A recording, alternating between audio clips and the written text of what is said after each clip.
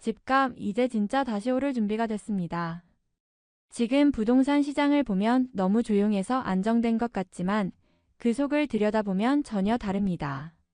전세 매물이 사라지고 공사비는 치솟고 정부는 이미 3차 부동산 대책을 물밑에서 준비하고 있습니다. 부동산 시장이 다시 움직이려는 전형적인 신호예요. 저는 오늘 그 신호를 가장 냉정하게 분석해 드리겠습니다. 안녕하세요. 부동산 전문가 이희연입니다. 지금 이 영상을 보고 계신다면 여러분도 느끼실 겁니다. 이상하다. 거래는 없는데 집값은 왜 안 떨어지지? 그 이유는 단순합니다. 공급이 완전히 막혀 있기 때문입니다. 재건축 재개발이 멈추고 서울은 이미 전세 품귀 현상이 극심합니다. 앞으로 3기 신도시 입주 물량이 한꺼번에 쏟아지기 전까지는 전세 시장이 숨 쉴 틈이 없습니다. 그런데 여기서 더 큰 변수는 따로 있습니다. 바로 이재명 정부의 3차 부동산 정책입니다. 1. 2차 때처럼 세제대출을 건드리는 수준이 아니라 이번엔 실거주 요건 강화, 전세대출 한도 축소, 다주택 중과 유지까지 모두 검토되고 있습니다. 시장은 이걸 규제 강화로 받아들이지만 아이러니하게도 이런 조치가 오히려 집값을 자극할 가능성이 높습니다. 왜냐하면 규제가 세질수록 공급은 더 느려지고 불안 심리가 커지기 때문이죠. 저는 오늘 영상에서 이 세 가지를 중심으로 풀어드리겠습니다. 왜 전세 매물이 사라졌는지, 공사비 폭등이 어떻게 공급을 막고 있는지, 그리고 이재명 정부의 3차 대책이 실제로 어떤 파장을 일으킬지 이 순서로 정리해 보겠습니다. 지금부터 내년 부동산 시장이 왜 무서울 정도로 변할 수밖에 없는지를 구체적인 근거로 보여드리겠습니다. 영상을 끝까지 보신다면 언제 사고 어디를 피해야 하는지까지 명확히 잡을 수 있을 겁니다. 영상 시작 전에 좋아요와 구독 한번 눌러주시고요. 여러분의 부동산 판단, 오늘 이 영상이 바꿔드릴 겁니다. 지금 바로 시작하겠습니다.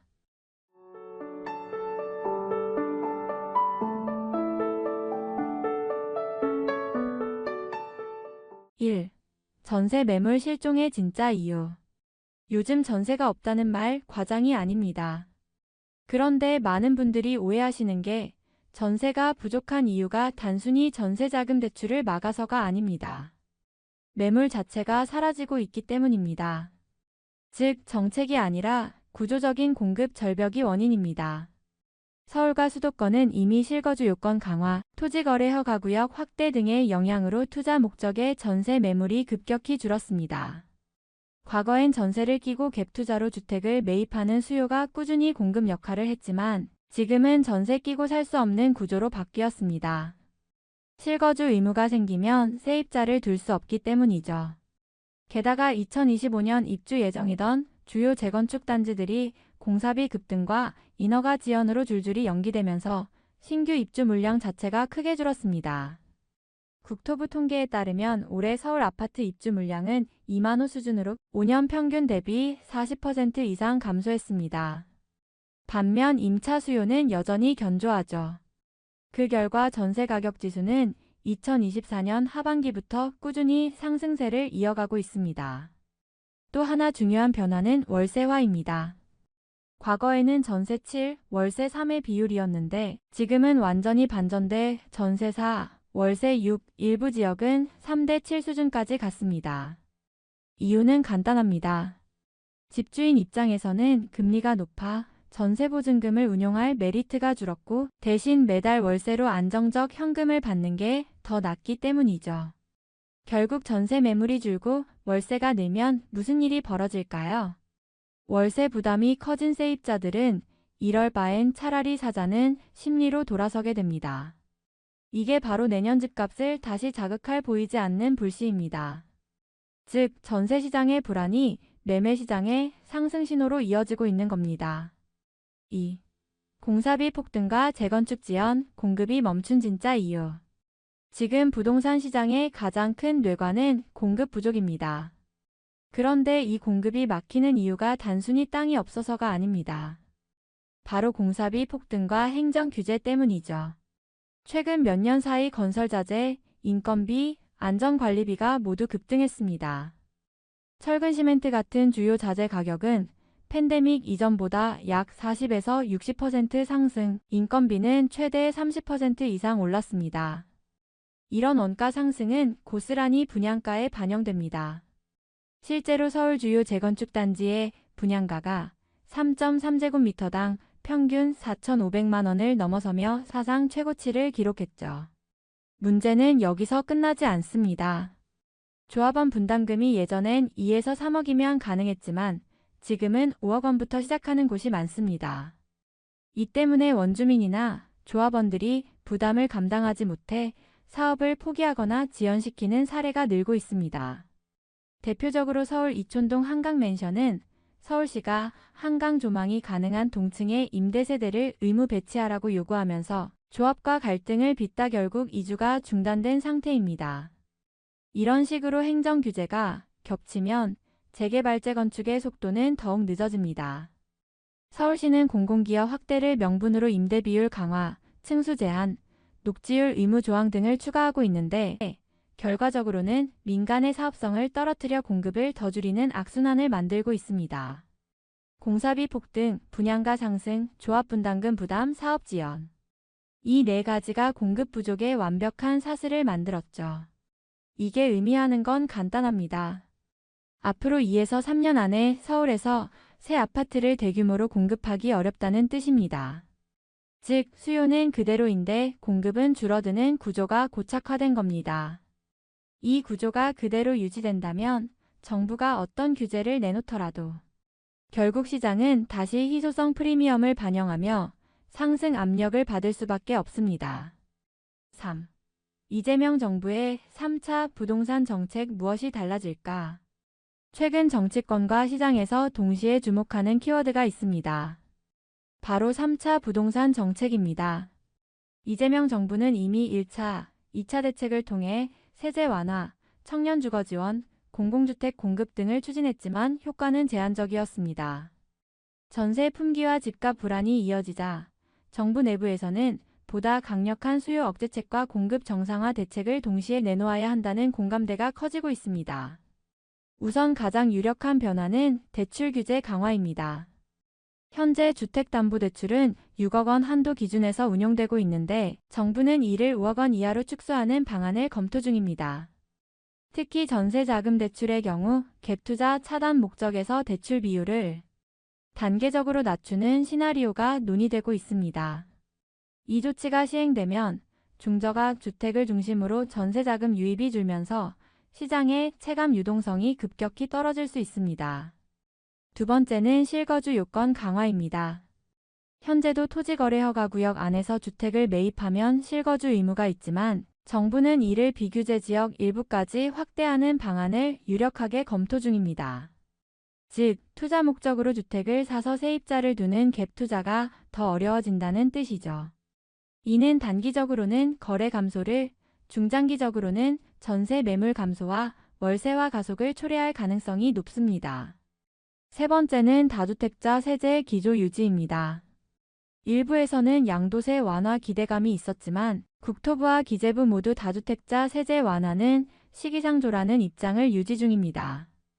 결국 1주택 중심의 세제 구조를 고수하면서 똘똘한 한 채 현상을 더욱 강화할 가능성이 높습니다. 또 하나 주목할 점은 공급 정책 조정입니다. 3기 신도시의 입주가 늦어지고 지방은 미분양이 누적되면서 정부는 지역별 맞춤형 공급 조절을 추진할 계획입니다. 서울 수도권의 재건축 규제를 일부 완화하되 동시에 분양가 상한제 개편을 통해 분양가를 현실화하려는 움직임도 있습니다.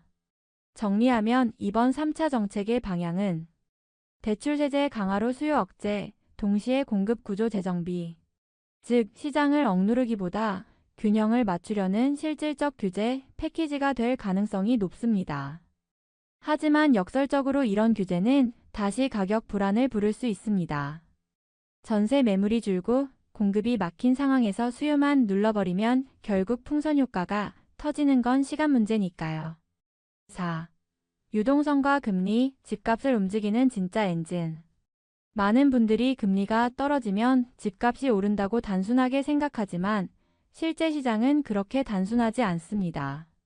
금리가 내려가도 집값이 떨어질 때가 있었고 반대로 금리가 오르는데도 오르는 시기도 있었죠. 그 이유는 바로 유동성, 즉 시중에 풀린 돈의 양이 훨씬 더 강력한 변수이기 때문입니다. 부동산 가격은 금리 그 자체보다 돈이 얼마나 돌고 있느냐에 더 민감하게 반응합니다. 이걸 경제에서는 M2 지표라고 부르는데 쉽게 말해 현금, 예금, 단기 상품 등을 모두 포함한 시중의 유동성을 뜻합니다. 최근 한국은행 통계에 따르면 2024년 하반기 기준 M2는 전년 대비 5% 이상 증가했습니다.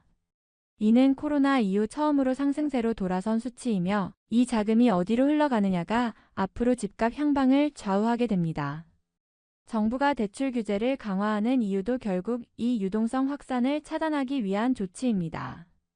민생지원금, 소비쿠폰 등 각종 경기부양책으로 풀린 돈이 부동산 시장으로 흘러들어가면 단기간에 가격이 폭등할 가능성이 있기 때문이죠.